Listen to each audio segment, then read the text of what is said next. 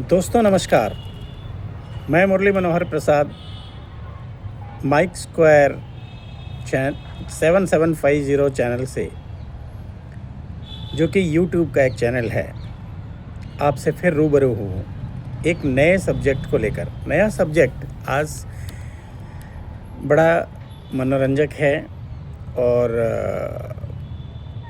बड़े ज्ञानवर्धक बातों से भरपूर है।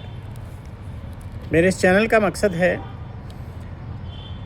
Be aware and B secured, this is your power. आप जितना अवेयरनेस रखेंगे उतना ही सिक्योर्ड रहेंगे और आपके निर्णय लेने की क्षमता, आपका पावर उतना ही बढ़ेगा। आज मेरा, चलिए बहुत ज़्यादा समय ना लेते हुए मैं शुरू करता हूँ।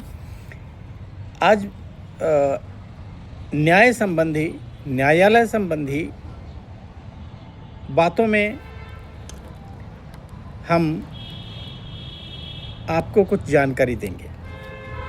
अक्सर आपने ये सुना होगा,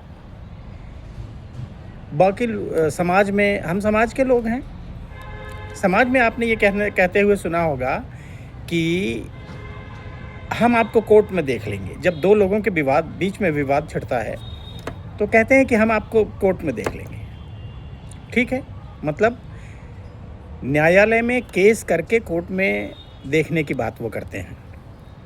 कुछ लोग कहते हैं कि न्याय अपना काम कर रहा है, जो करेगा सही करेगा, और इस बात से आश्वस्त रहते हैं कि जज जो हैं दोनों पक्षों की बात को सुनकर एक फैसला देंगे और जो देंगे वो सही देंगे। इतना भरपूर विश्वास हमें अपने न्यायालय पे है। चाहे जितना भी वक्त लग जाए, लेकिन न्याय तो होगा।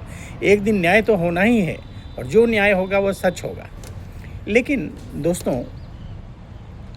मैं एक कोई पत्रकार नहीं हूँ और इस बात पर मैं कोई आपत्ति भी नहीं जता रहा हूँ कि न्यायालय जो फैसले देते हैं वो हमेशा त्रुटिपूर्ण या किसी प्रकार के उसमें गलतियों की संभावना हो या कुछ भी हो। मैं इस बारे में नहीं जाता। मैं क्षमा प्रार्थी हूँ अगर कुछ लोग इस तरीके से विवेचना को समझेंगे तो कृपया ना समझें।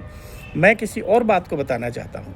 मैं ये कहना चाहता हूँ कि आज जो न्यायालय में करोड़ों केस लंबित हैं, इसके कारण ये है कि जजों की कमी है। जज जो हैं वो भी हमारे बीच से आते हैं। क्या हमारी समस्याओं को वकीलों द्वारा सुन के क्या वो सही निर्णय हमारे लिए दे पाते हैं? क्या हमें न्याय मिलता है? आप लोग इस पर एक बार विचार कीजिएगा। बहुत लोग न्याय सुनने के बाद परेशान हो जाते हैं और कहते हैं, बाहर कोर्ट से बाहर निकल के, न्यायालय से बाहर निकल के कहते हैं कि हमारे साथ तो न्याय नहीं हुआ। कोर्ट जज साहब का ये फैसला था मगर हमारे साथ न्याय नहीं हुआ। एक पक्ष हारता है, एक पक्ष जीतता है। तो जो हारता है वो कहता है हमारे साथ न्याय नहीं हुआ। जज साहब क्या करते हैं? संविधान, न्याय, भारतीय न्याय संहिता, ये सब जितनी चीज़ें हैं, ये सारे टर्मिनोलॉजीज हैं जिसके पालन में जज लोग अपना वक्त बिताते हैं। उसके अनुसार वो अपने इस केस को आगे बढ़ाते हैं। आपके न्याय से उनका मतलब नहीं होता। वो शुरू से उन चीज़ों को ध्यान में रखते हैं जो कि न्याय पालिका के लिए भारतीय न्याय संहिता बना हुआ है। वो संहिता के संरक्षक हैं। हमारे साथ क्या हुआ, क्या नहीं हुआ, ये सारी बातें डिपेंड करती हैं उस साक्ष्य के ऊपर, गवाहों के ऊपर। और आपको तो पता है आजकल की दुनिया में जहाँ सब कुछ बिकता है, गवाहों की क्या हैसियत है? कितने गवाह खरीदे जा सकते हैं, कितने गवाह बेचे जा सकते हैं, कितने गवाहों की मानसिक स्थिति बदल सकती है। बहुत लंबे समय तक केस चलता है, 10-10 साल, 20-20 साल। क्या इस 20 साल के दौरान एक व्यक्ति की मानसिक स्थिति वही रह सकती है? क्या वो उसी प्रकार गवाही देगा जिस प्रकार उसने देखा था?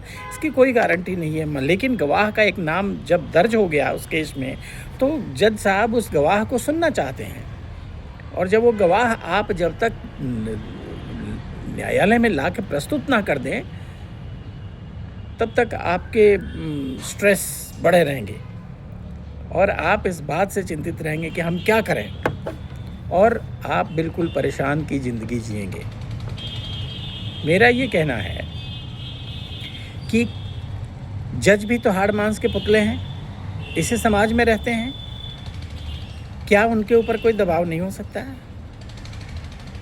क्या वो भी अपने पत्नी, बच्चों, अपने पेरेंट्स और सबके साथ इसी समाज में रहते हैं ना? वक्त वक्त आदमी का दिमाग बदलता है, सोचने समझने की शक्ति बदलती है। इसलिए